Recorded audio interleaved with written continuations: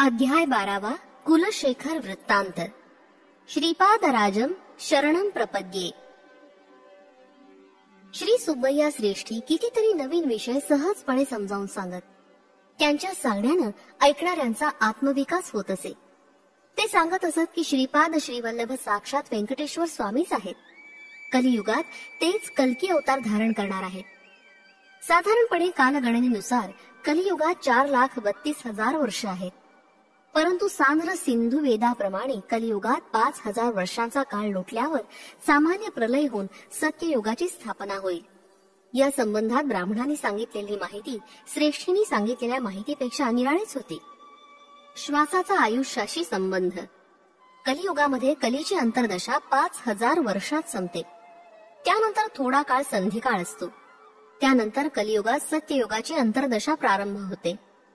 कलियुगात एकूण 4,32,000 वर्षांचा काळ असला तरी अंतर्दशा, सूक्ष्मदशा, विदशा इत्यादी असतात. हा योगशास्त्र समजणाऱ्यांना कळण्यासारखा विषय आहे. ब्रह्मदेवानं प्रत्येकाला 120 वर्ष आयुष्यमान दिलं आहे. परंतु प्रत्येक व्यक्ती 120 वर्ष जगेलच असं नाही. 120 वर्षात किती श्वास प्रश्वास सामान्य स्थितीमध्ये घेऊ शकतो तेवढे श्वास प्रश्वास दिले आहेत.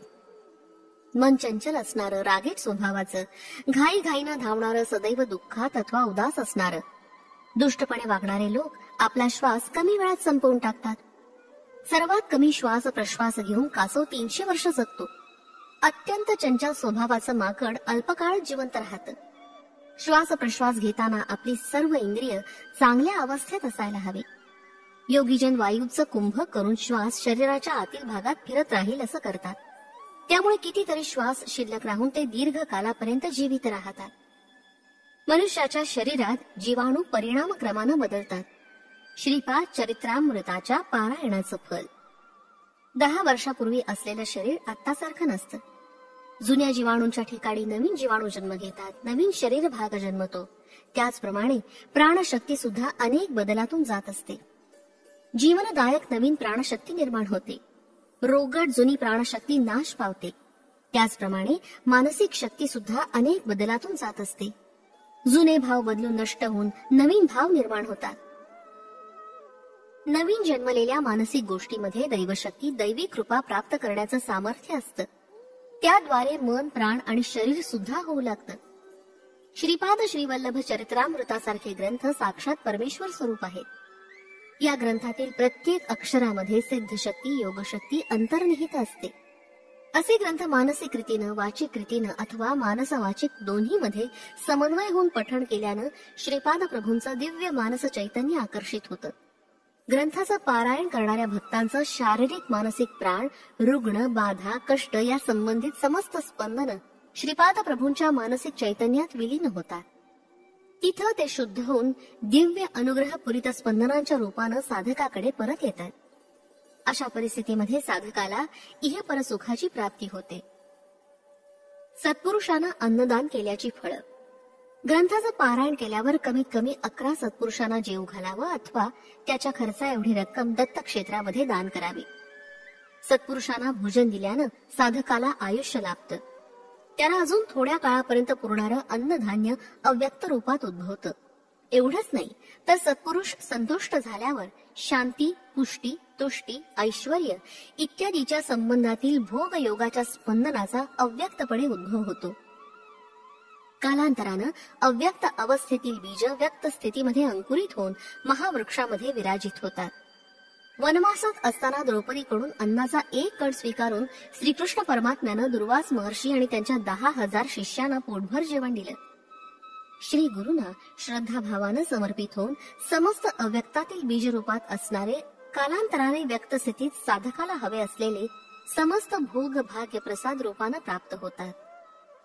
सांदीपनी ऋषींच्या आश्रमात विद्याग्रहण करण्यासाठी राहिले असताना श्रीकृष्ण आणि सुदामा एकदा दर्भ तोडून आणण्यासाठी वनात गेले. श्रीकृष्ण थकल्यामुळे सुदामाच्या मांडीवर डोकं ठेवून ते थोडा वेळ निद्रिस्त झाले.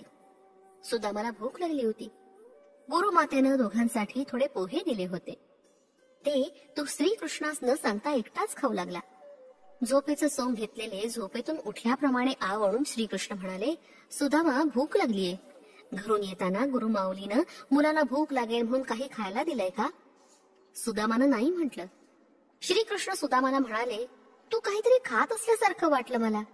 सुदामा म्हणाला, मी विष्णू सहस्त्रनाम म्हणतोय. श्रीकृष्ण म्हणाले, हो असं काय?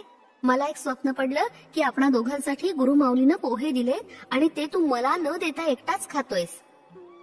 एवढ्यात सुदामा म्हणाला, श्रीकृष्णा थकलायस ना, त्यातून दुपारची वेळ, यावेळी पडलेल्या स्वप्नांचं काही फळ नसतं असं शास्त्र सांगतं.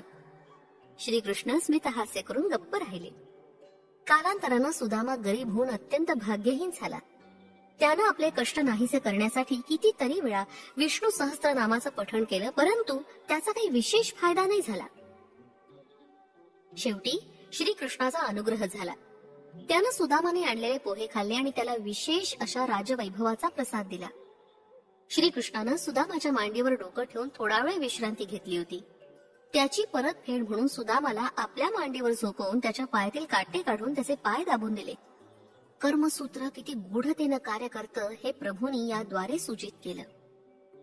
मल्लयुद्धात प्रवीण असणाऱ्यांचा गर्वहरण. श्रीपाद प्रभू 4 वर्षाचे असताना पिठिकापुरम मध्ये मल्याळ देशातील एक मल्ल आला. त्याचं नाव कुलशेखर असं होतं. तो सप्तगिरी बालाजीचा भक्त होता. प्रत्येक राज्यातील मल्लयोद्ध्यांना जिंकून जय पताका घेऊन तो पिठिकापुरमला आला. पिठिकापुरमच्या मल्लयोद्ध्यांना आपण कुलशेखर कडून मार खाऊन अपमानित होणार असं निश्चित वाटत होतं. त्या मल्लांपैकी काही जणांचा श्रीपाद प्रभूंवर दृढ विश्वास होता. तेच आपणास या संकटातून सोडवतील या श्रद्धा भावानं ते श्रीपाद प्रभूंकडे गेले आणि त्यांनी शरणागती मागितली. श्रीपाद प्रभूंनी त्या सर्व मल्लांना अभय वचन दिलं. पिठिकापुरम मध्ये एक कुबडा युवक होता. तो 8 ठिकाणी वाकडा आणि अशक्त सुद्धा होता. तो काही काम करू शकत नव्हता, तरी त्याला श्रेष्ठींनी पगार देऊन ठेवलं होतं. तो श्रीपादांचा भक्त होता व सतत आपली विकृती दूर करण्यासाठी तो प्रार्थना करत असे. त्यावर श्रीपाद त्या युवकास म्हणजे भीमास म्हणाले होते, योग्य वेळ येताच मी तुझं काम करेन.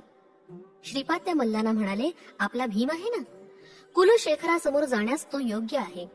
भीमासारखे आपल्या पाठीशी असताना आपणास काय भय? भीमाची श्रीपाद प्रभूंवर अढळ श्रद्धा होती. ठरल्याप्रमाणे भीम आणि कुलशेखराचं मल्लयुद्ध सुरू झालं. अनेक लोक हा अद्भुत सामना पाहण्यास जमा झाले.